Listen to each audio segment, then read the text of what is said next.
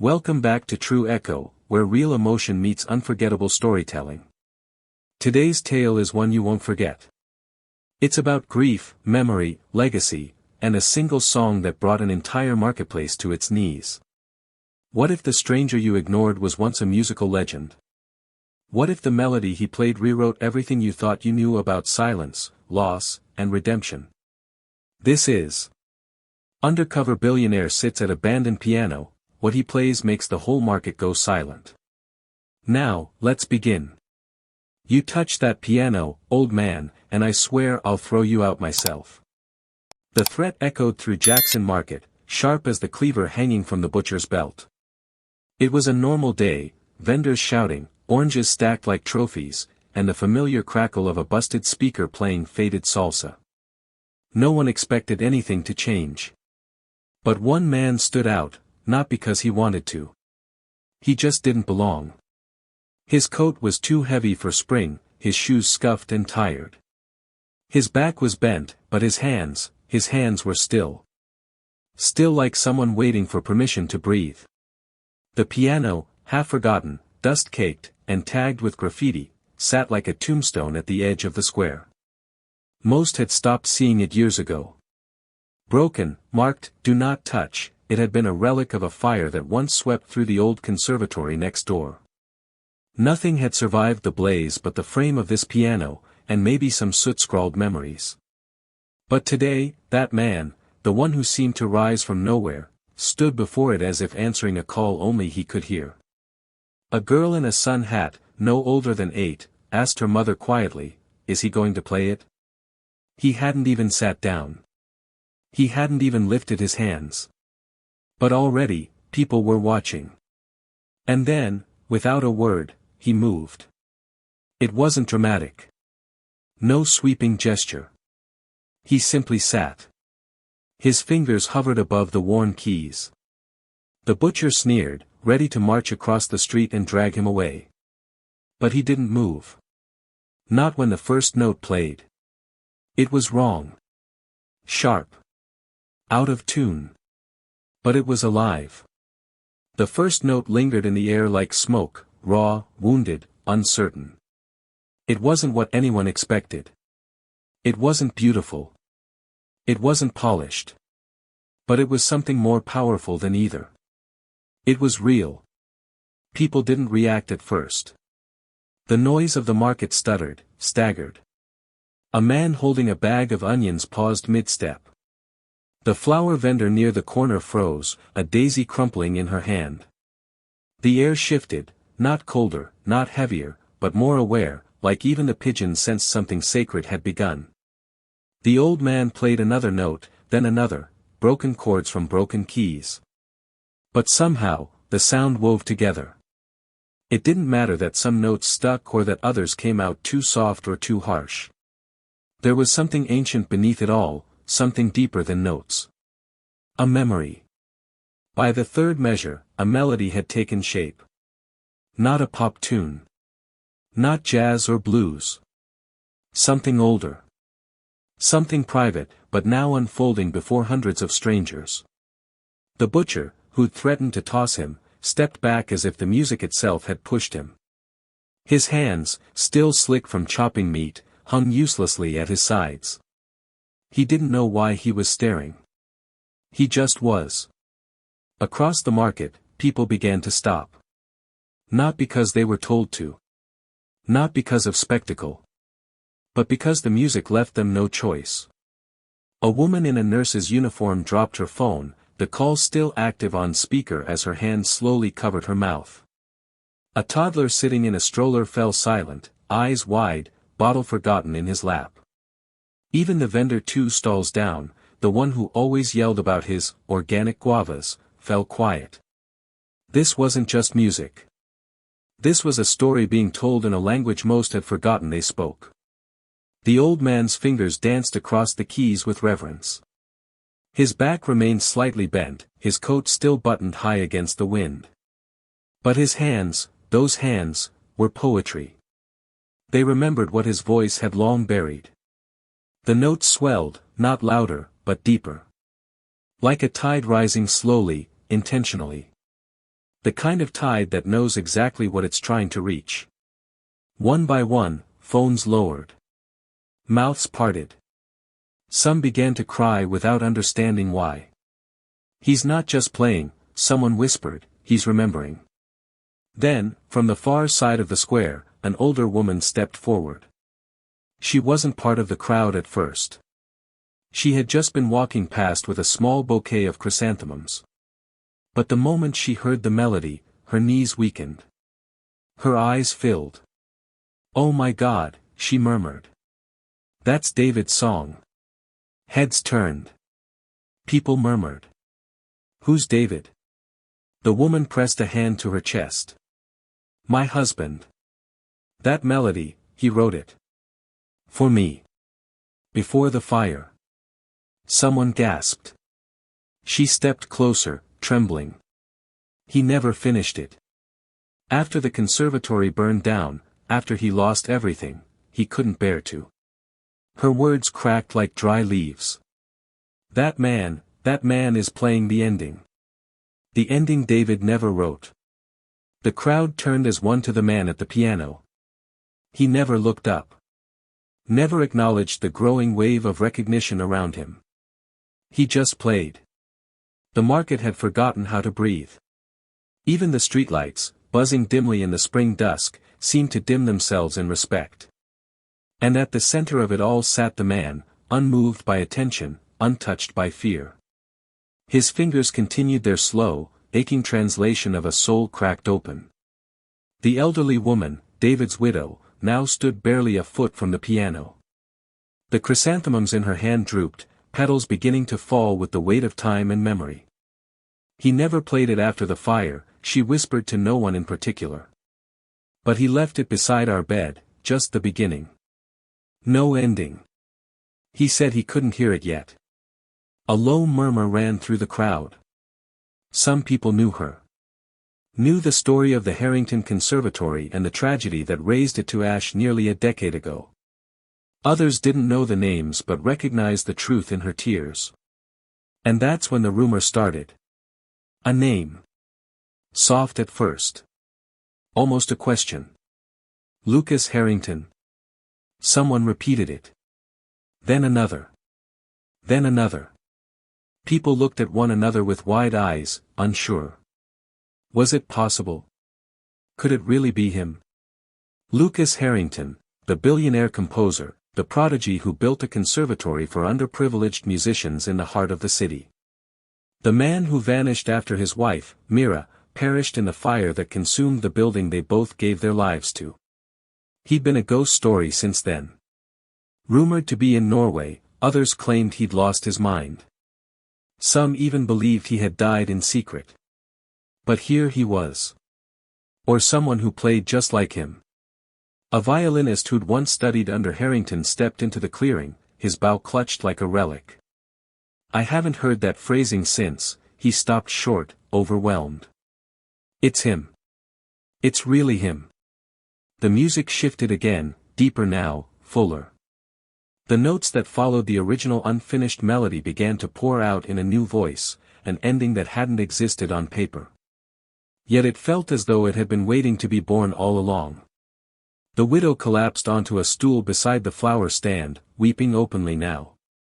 He heard it, she whispered through tears. He remembered. People no longer recorded. They no longer whispered. They just stood and listened.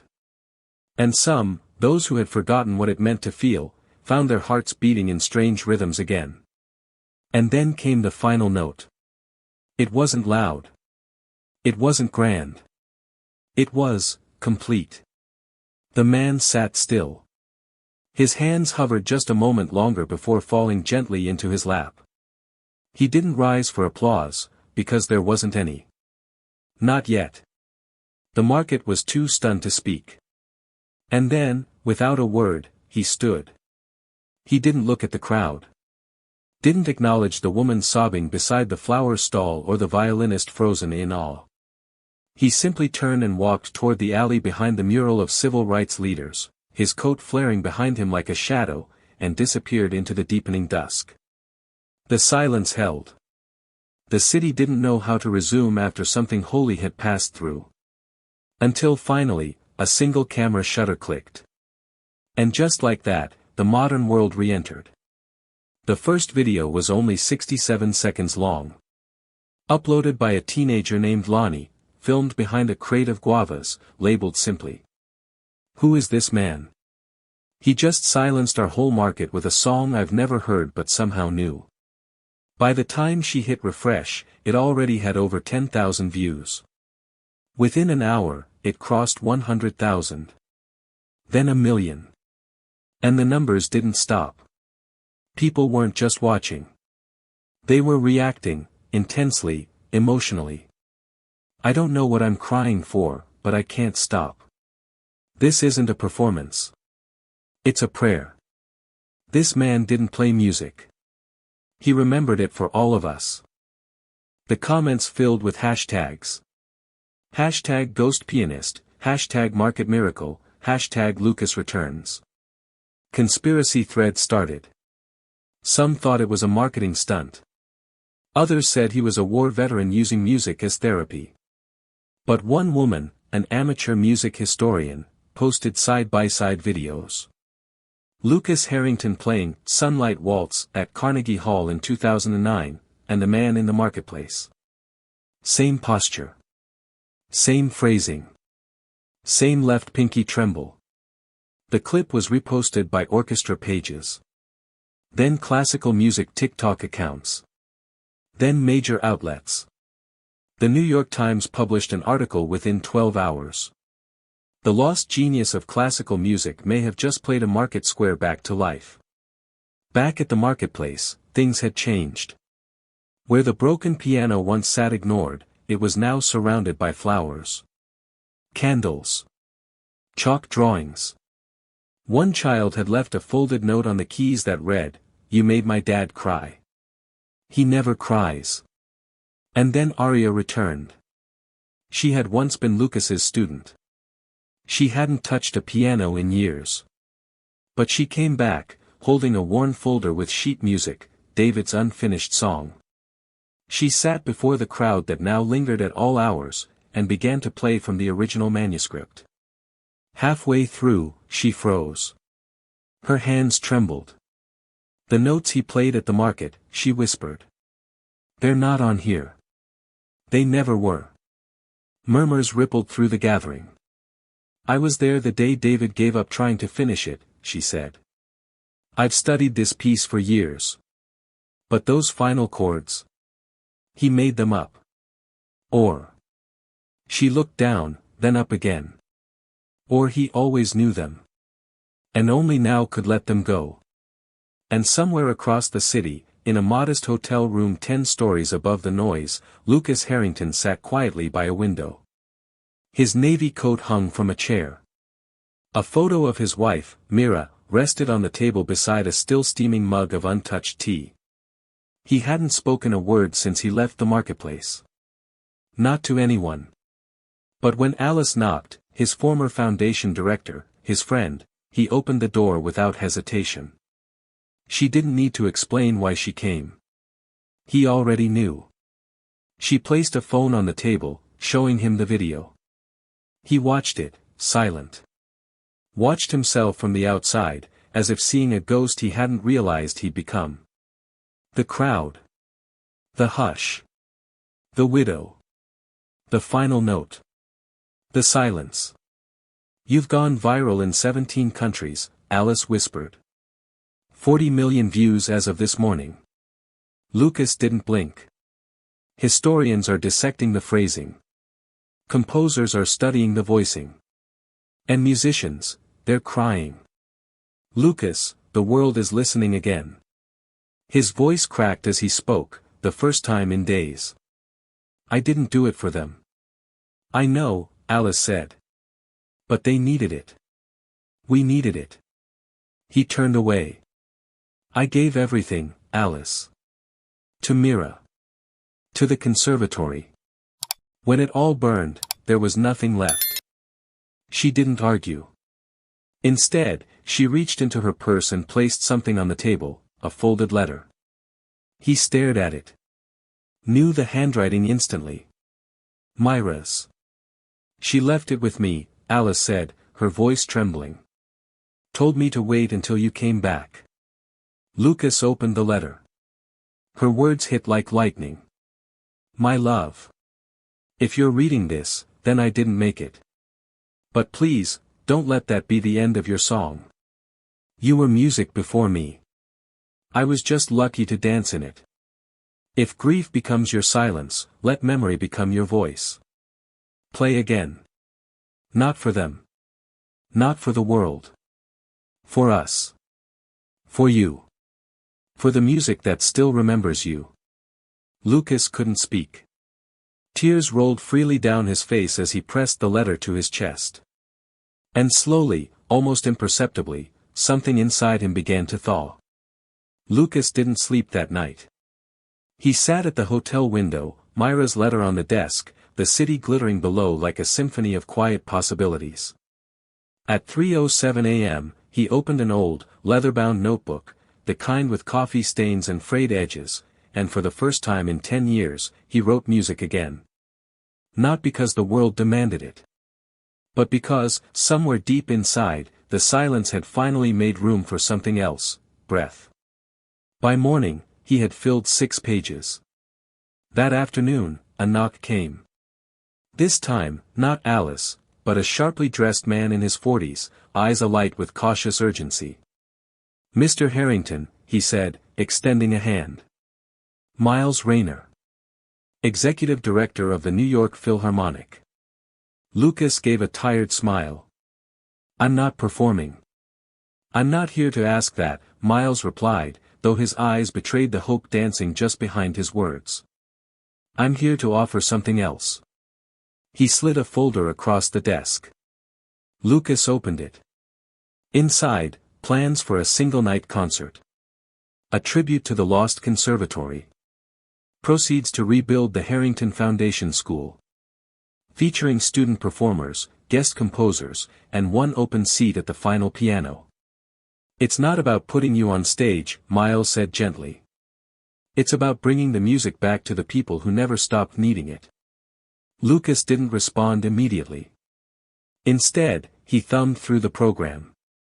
There, on the final page, in delicate gray font. Final movement, a song that was never finished. I won't speak, Lucas said, I won't take the spotlight. Miles nodded. Then let the notes speak for you.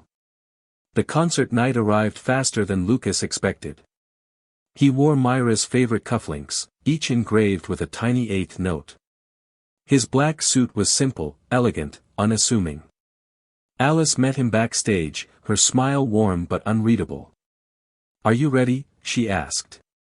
He didn't answer. Instead, he reached into his breast pocket and handed her a folded envelope. If I freeze up there, read this instead. She nodded, understanding more than he said. Out in the audience, the theater buzzed with anticipation. No cameras were allowed. No streaming. Just an audience of 2,000 invited guests, many of them former students, patrons, or complete strangers moved by the story that had swept the world. When Lucas finally stepped out onto the stage, he didn't wave. He didn't smile. He walked directly to the Steinway. The audience stood. Not in applause. In silence. Reverence. Lucas bowed his head and let his hands hover above the keys. Then he played. It wasn't the melody from the marketplace. Not exactly. That song had been born of grief. This one was rebirth. The opening phrase was soft, curious, like the tentative knock of a child on a long-locked door. Then came the second movement, a weaving of Myra's original notes with the ending he'd never dared to write. Every bar felt like a heartbeat returned. Every transition shimmered with vulnerability and grace. In the third row, a woman clutched white chrysanthemums. David's widow. Beside her, a young girl in a yellow sun hat, older now, a teenager, sat weeping quietly, her hand over her heart. Lucas's fingers flew across the keys, not with force, but with fluidity, each note a thread in the tapestry Mira once began. The room didn't just hear the music, they remembered it. Felt it. Lived it. And then came the final passage. Lucas paused. The chord trembled in the air. He opened his eyes and looked out at the crowd, not at faces, but at souls. He spotted Alice. The widow. The sun hat. And further back, a girl with calloused fingertips holding a pencil like a conductor's baton, Dahlia, the prodigy from the unheard. He pressed the final note. It was not triumphant. It was true. The hall stayed silent for nearly 10 full seconds. Then applause erupted. A standing ovation, not for fame, but for survival.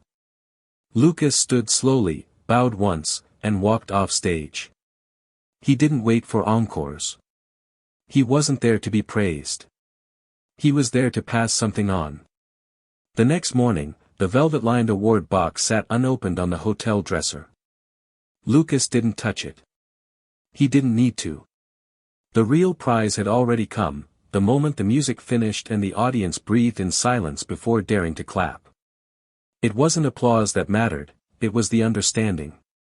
The collective recognition that something sacred had happened, and everyone had been changed by it. And yet, Lucas wasn't done. A week later, he returned not to the Symphony Hall, not to an interview or tribute dinner, but to a small, repurposed warehouse in the South Bronx. No name on the door. Just a mural painted across the metal, a piano exploding into wildflowers. Inside, the space buzzed, not with money, not with fame, but with joy. Children sat at mismatched pianos with chipped keys. A boy with a cardboard violin bowed awkwardly but earnestly.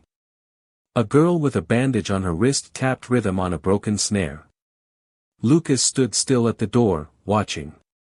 Then a voice, warm and tired, greeted him, "You came." A woman in a paint-stained scarf stepped forward. Her eyes were fierce, her smile kind. "I'm Rebecca. I run this place. We call it the unheard." Lucas looked around. Where did the instruments come from? Some donated. Some found in basements. Most were discarded. Like the kids. He nodded. They're playing with soul. She chuckled. Because no one told them they couldn't. She led him to the corner where 2 students were hunched over an ancient piano, its legs uneven, its keys worn to ivory bone. One of the boys, blind in one eye, was teaching the other how to find middle C by feel. Lucas kneeled beside them, gently adjusting the bench. "May I?" The boys scooted aside. He didn't play a masterpiece. He didn't even finish a phrase. He tapped one key. Then another. Let the boys echo him. Then he smiled. "That's harmony," he said softly. "Not matching each other. Listening to each other." The boys nodded slowly. From that moment on, Lucas Harrington came every Saturday. He didn't want fame. He didn't even want to be recognized. He just wanted to teach. A month later, the conservatory board offered to name the newly rebuilt auditorium in his honor. Lucas agreed, on one condition. No statue. No plaque. No podium. They were confused. "So what do you want?" "A bench," he replied. "The one from the market. Don't repair it. Let it sit there. Let the students know where music begins. Even when it's broken." And so, they did. The new building had polished floors and modern lighting. But in the lobby, under a skylight, sat the original piano. Its wood still scorched. Its keys still stubborn. But above it hung a sign. "This piano once silenced a marketplace. Now it sings for everyone." Beside it, etched into brass, were just 3 letters. LH. But Lucas still preferred the unheard. It reminded him that music isn't always clean, or pretty, or funded. Sometimes it's made in duct-taped corners and alleyways. One chilly evening in October, Dahlia, the shy girl with storm-colored eyes and bruised fingers, handed Lucas a folder of music. Her first full composition. She didn't speak as he read it. But halfway through, Lucas froze. He recognized the phrasing. Myra's phrasing. He looked up. "Where did you learn this cadence?" Dahlia shrugged. "It just came to me." Lucas smiled and closed the folder. "Then it's yours now." The invitation came in a pale blue envelope, hand-delivered, no return address. Lucas opened it in his usual corner of the unheard, where chalkboard schedules hung beside cracked violin cases and a tangle of headphone wires spilled from a paper cup. He paused when he saw the watermark in the corner, Conservatoire de Paris. Inside was a letter written in elegant French, followed by a translation. "Dear Mr. Harrington. I am a professor at the Conservatoire. Years ago, your late wife guest lectured in my class. She spoke of unfinished melodies, how some songs choose when and through whom they will be completed. At the time, she gave me a single-page manuscript. She said, if anything ever happens to me, and Lucas finds his way back to music, give this to him. He'll know what to do. I watched your concert. I saw what you played. I believe that time is now." Enclosed is her final composition. Let it finish itself in others. Lucas's hands trembled as he opened the aged page.